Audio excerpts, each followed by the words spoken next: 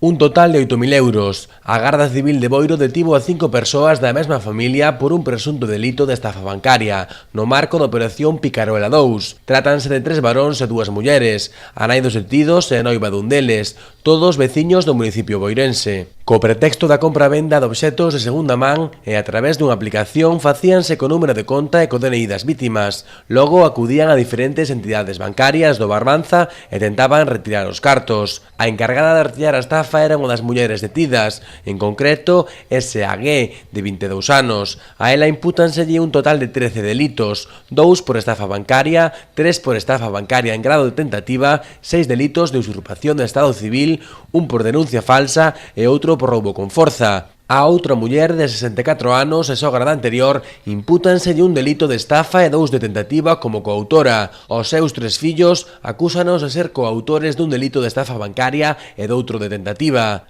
Ante esta ola de estafas, moitas delas grazas á inseguridade de internet, dende as forzas de seguridade fan un chamamento para que a cidadanía non aporte datos persoais a outras persoas. As investigacións seguen abertas e non se descarta que os detidos levaran a cabo outros delitos. O xulgado número 1 de Ribeira está a levar a cabo as dilixencias.